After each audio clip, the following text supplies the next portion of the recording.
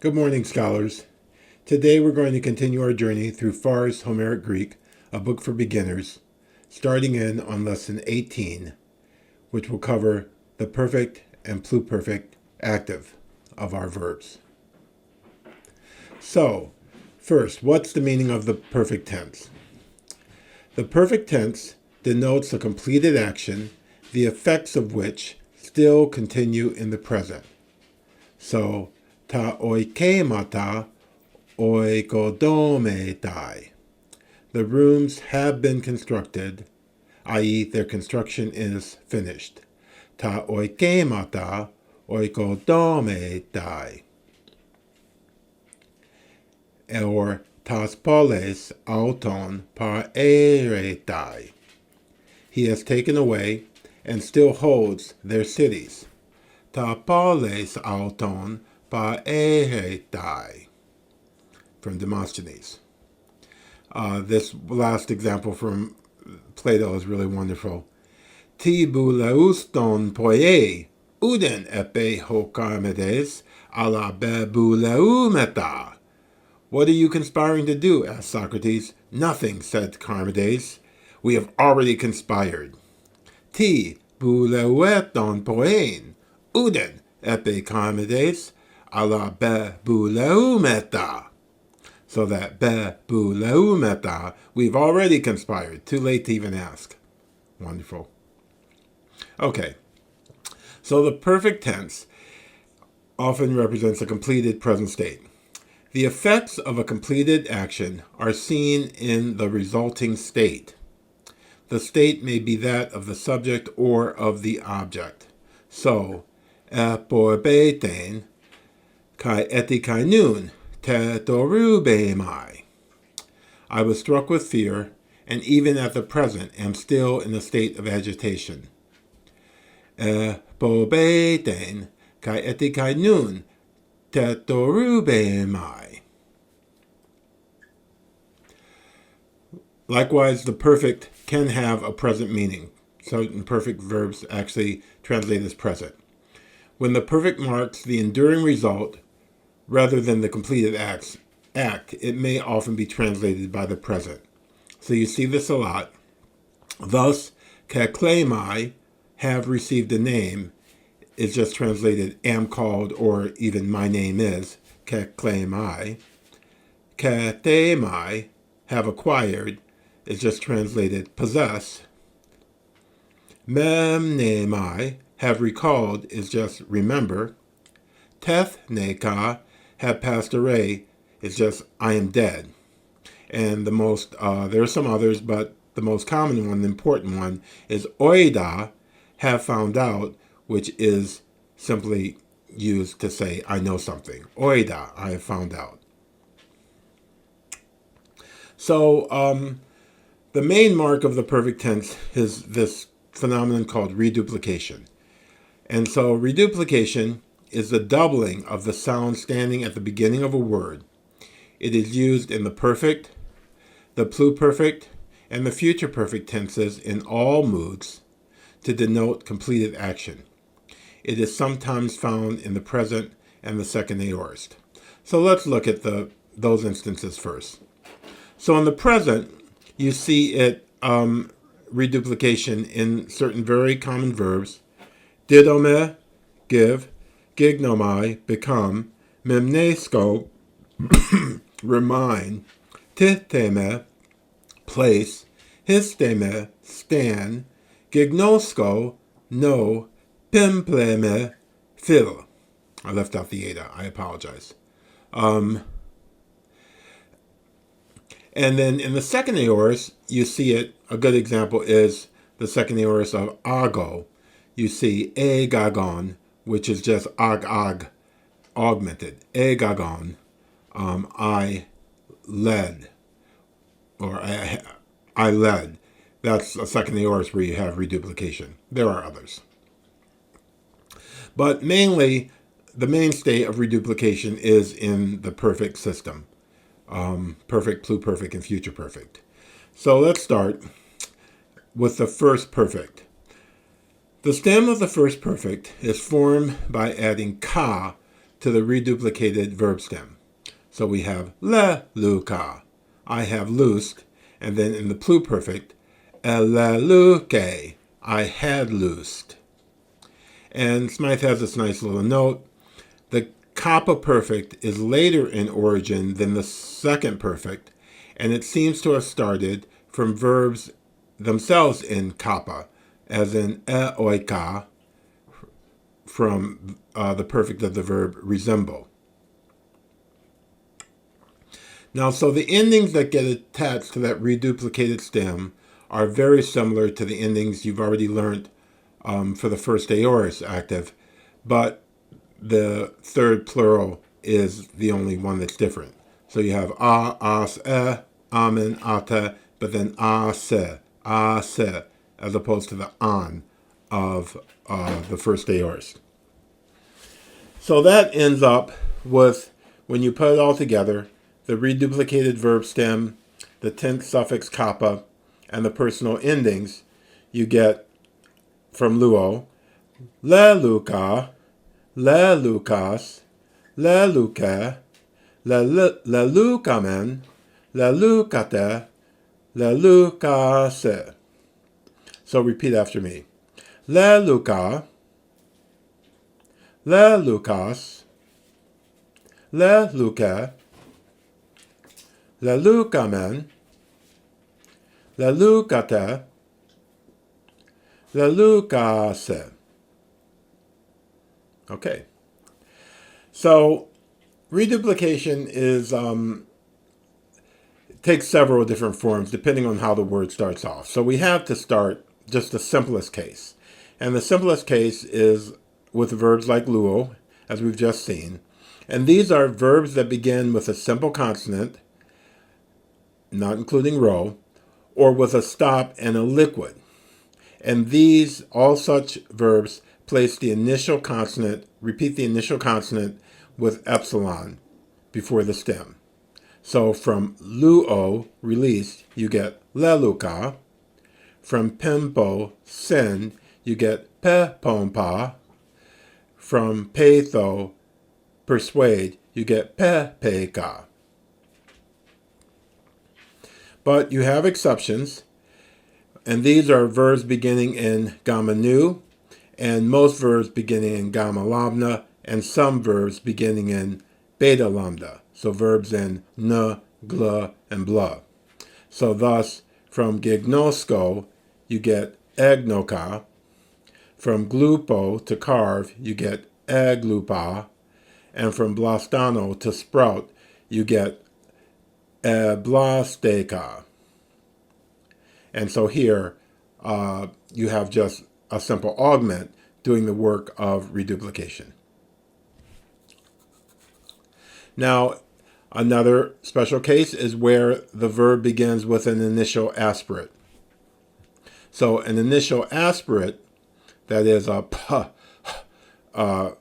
sound, is reduplicated by the corresponding smooth stop. So we have poneuo, murder, render gives you the perfect peponeuka. Duo, sacrifice, gives you tetuka. Koreuo, dance, gives you kekoreuka. Thnesko, be killed, gives you tefneka. And pugo, flee, gives you pepuga. So, poneo, peponeuka, duo, tetuka, etc. Otherwise, in all other cases, the reduplication is formed like the augment. So examples of this are, the most important ones are these verbs beginning with a short vowel. They will lengthen the vowel. So from ago, lead, you get eka as your perfect. From ero, say, you get ereka as your perfect. From erisdo, contest, you get erika. So there you just have a lengthening of the initial vowel.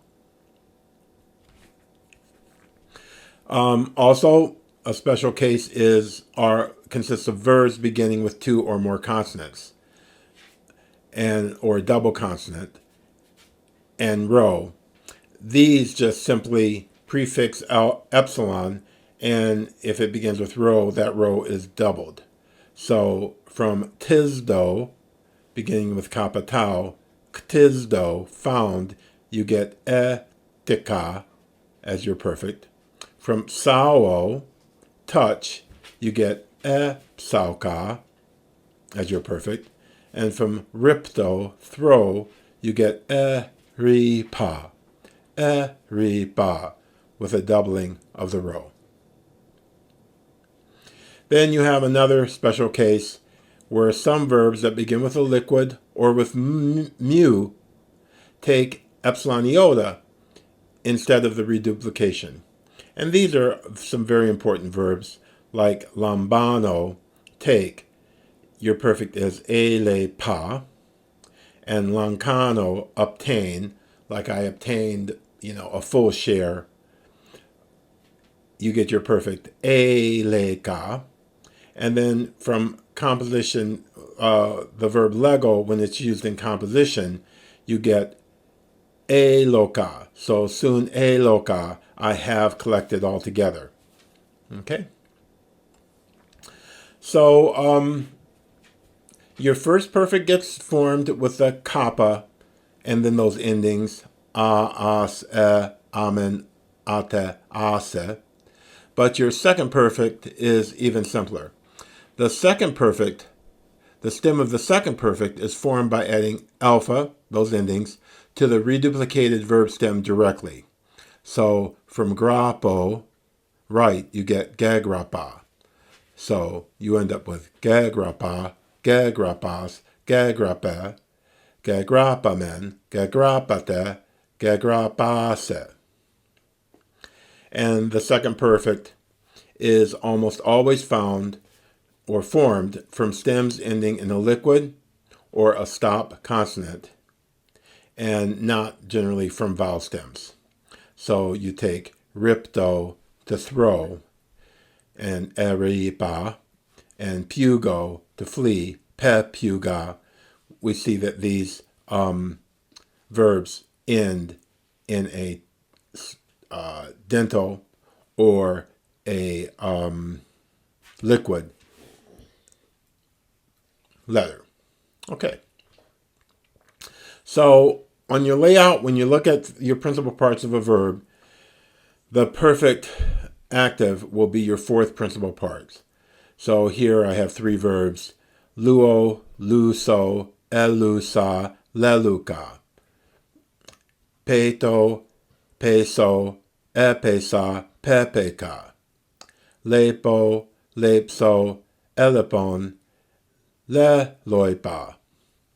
And then I took just a cut from Smythe's index of verbs to show you how this will work in his display.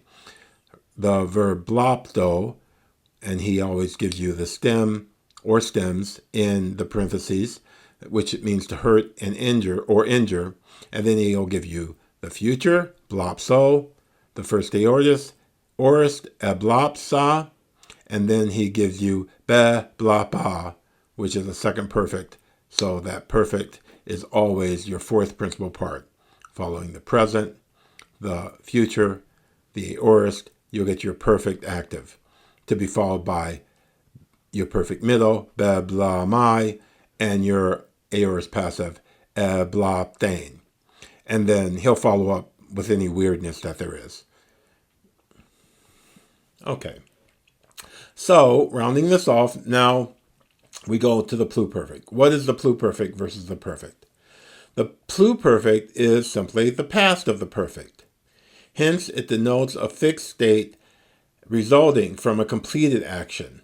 So, ebebuleumen, I had resolved, or I was resolved. I was resolved to win the game. Ebebuleumen. So, how do we form the pluperfect? The pluperfect simply fixes the prefixes. the syllabic augment epsilon to the reduplicated perfect beginning with a consonant. When the perfect begins with a vowel, the pluperfect retains the prefix of the perfect. So we have these examples of the former. Leluka, the perfect I have released, simply becomes eleluke, I had released. Pepeka, I have persuaded, becomes epepeke, I had persuaded. So it's simply a matter of the placing the augment on the perfect form, and then you have a special set of endings. And those endings are as follows. A, ace, a, epsilon, iota, for the third singular, emen, eta, esan. And we see at Smythe 467, he notes that there are some later Greek endings in ain, ace, ain, eta, and very late asan. And so New Testament people might want to watch out for those. But generally speaking, you have these forms that you see in front of you. So what does that mean you end up with? Once you add you take the augment, you have the reduplication, you have the verb stem, you have the kappa of perfected action, the tense suffix, and then you have finally the endings. You get eleluke, elelukes, eleluke, elelukemen, elelukete, elelukesan as your pluperfect. Okay, so there we go. I'm ending today with some wonderful pictures of the late and great, truly great Homeric scholar, Mr. Martin L. West. There's a picture of him at his desk slaving away. There's a nice picture of the cover of one of his many great translations, studies in the text of and transmission of the Iliad, because he's famous for his textual work on the Iliad and the Odyssey. I recently purchased his volume of the Iliad, which I think I showed you a couple of days ago. And really great, truly great scholar who I had the pleasure of hearing present at the University of Michigan a few months before his death. So rest in peace, Martin, and thank you for your great scholarship. Okay, everyone, have a wonderful day. Thanks for being interested. Do subscribe and keep working hard. Okay, bye-bye.